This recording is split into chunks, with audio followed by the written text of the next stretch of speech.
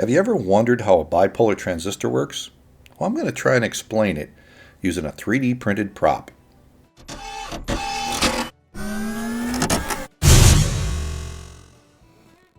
Filament Friday is brought to you every week by the generous donations of my Patreon supporters.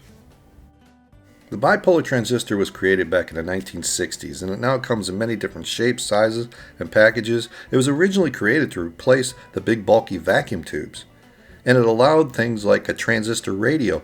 Back in the 60s, you could carry music around in your pocket. It was huge. Of course, we take that for granted today. And home computers. We wouldn't have home computers if the vacuum tube didn't shrink down to a transistor. Now, I could explain how a transistor works, talking about p-n junctions, depletion regions, electron flow versus hole flow, and then talk about base current and collector current, and calculating the amplification gain and whether it's in saturation mode. And you know what? I'd probably lose you right about now, or I'd put you to sleep. So rather than do that, let's start over. A 3D printer is perfect for making custom props. And so I went to Tinkercad, and this is what I designed. This is what's in my head of what a transistor is. It's got a base channel and then a collector and emitter channel. And imagine these are for water flowing, representing current.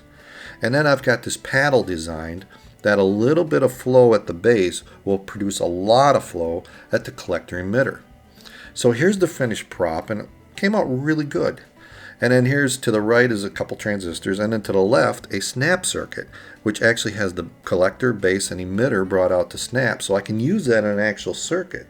But let me show you the prop again. So a little bit of movement here on the base produces big movement at the collector emitter, and that's the amplification of a transistor. But if I push it all the way, it becomes a switch.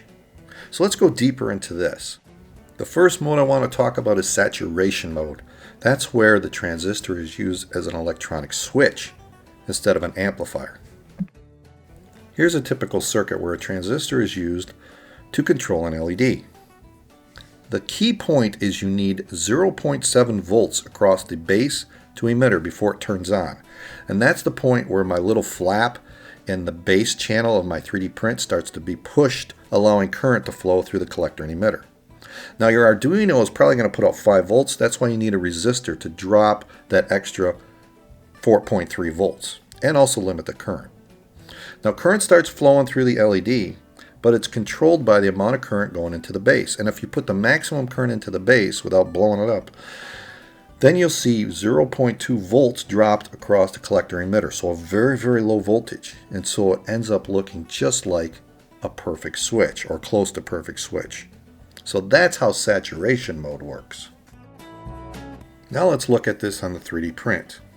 The current from collector emitter is stopped by the gate, but as soon as that 0.7 volt threshold is reached and the current starts to flow on the base, then it's like the gate opens up and current can flow from the collector to the emitter. And here's the circuit using snap circuits. I got the resistor going into the base, the emitter is connected to the negative side of the battery, positive side of the battery comes to the switch, and also down through the motor into the collector. So now when I press this switch, it's going to allow current to go through the resistor into the base, and that's going to start current flowing through the collector and emitter, and that should turn the motor. And it does. To make this more visual, let me put a propeller on top of this guy. So now when I press it, the propeller will turn, and when I let go, it flies away.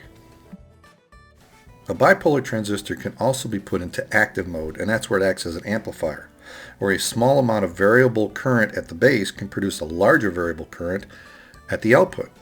So here's an example. The input current is a sine wave, and it's small, but the output between the collector and emitter will actually turn out to be much larger because of the amplification. And here it is demonstrated once again on the 3D print. A small waveform at the base causes the lever arm to go up and down, which is the amplification, causing a variable large current at the collector and emitter. Here's a very simple circuit built with snap circuits again. The motor is going through the collector and emitter, but for the base I've got a potentiometer between power and ground. So as I slide the potentiometer, it'll vary how much current and voltage goes into the transistor. So by varying that, I should be able to control the speed of the motor.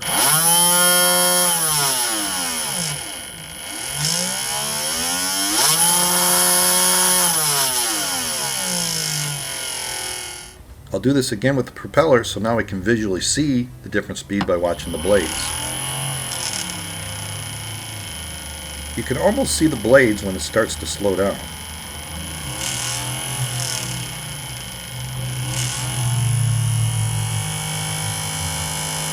Lower the current and it shuts off.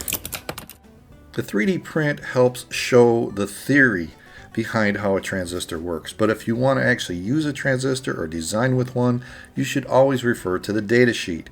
It'll tell you the pinouts, it'll give you a schematic symbol, and then it'll give you a ton of electrical characteristics that you can use to design the proper circuit. Now, let me look at just a couple things here that I talked about. Remember the voltage of 0.2 from collector to emitter? Well, here it is specified in the specification. Voltage C to E of saturation is 0.2 volts. Now I also talked about the gain, and that's the lever arm of my 3D print. And I called it HFE, and here it is, HFE. It's sometimes called beta. And in this case, it's 60. So 1 milliamp at the base will produce 60 milliamps from collector to emitter. There you have it. A 3D print helped explain a rather difficult topic. I hope that helped explain to you how a bipolar transistor works. So that's it for this week. If you like what I'm doing here, check out these videos that are popping up. Click on them or click on the Patreon logo and donate $1 a month. It really helps, but if nothing else, click on that CHEP logo and subscribe. That way you don't miss an episode. That's it for this week. I'll see you next time on Filament Friday.